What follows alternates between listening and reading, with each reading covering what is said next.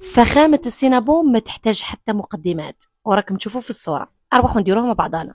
في ان ريسيبيون نحط كاس حليب دافي، نزيد عليه ملعقة كبيرة خميرة، ملعقتين كبار تاع السكر، نخلطهم ونخليهم يختمروا شوية، ونزيد لهم ملعقة ونص كبيرة تاع الزبدة تكون طرية بيضة بدرجة حرارة الغرفة. وهنايا زدت ملعقتين تاع لا شونتيي، راح تبد قوام وبنة رائعة للعجينة. نزيد الملح ولافاني ونخلطهم مليح مليح، ونبدا نزيد في الفارينة تاعي. الكميه هذه راح تهزلكم من 3 كيسان ونص كل فرينه كيفاش. المهم انتم تلموا العجينه تاعكم بحيث انه تكون طريه، ما تلتصقش بزاف اليد، بصح طريه. نخليها تخمر مليح، ومن بعد راح نحلها بالقراص ونعدل الجوانب تاعها باش يجيني مستطيل متساوي.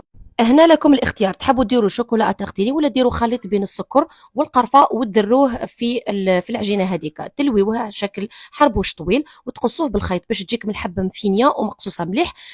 تحكموا تعكسوا برك الخيوط في بعضهم، راح تتقص بالشكل اللي تشوفوا فيه. نحطوها في مول مدهون بالزبده ونخليها حتى يتضاعف الحجم تاعها، ومن بعد ندخلوها في فرن مسخن مسبقا وطيبوها من تحت ومن الفوق.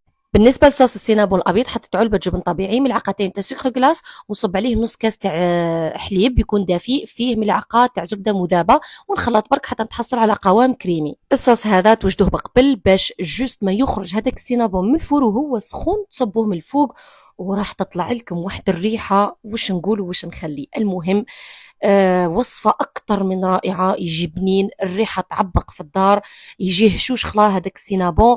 تقدروا تزيدوا تحطوا عليه شوية شوكولا تغتينيه من الفوق ولا أي حاجة إضافات تزيدوها من الفوق. المهم هكا برك ويجي يقتل بالبنة، جربوه رايحين تعشقوا فيه.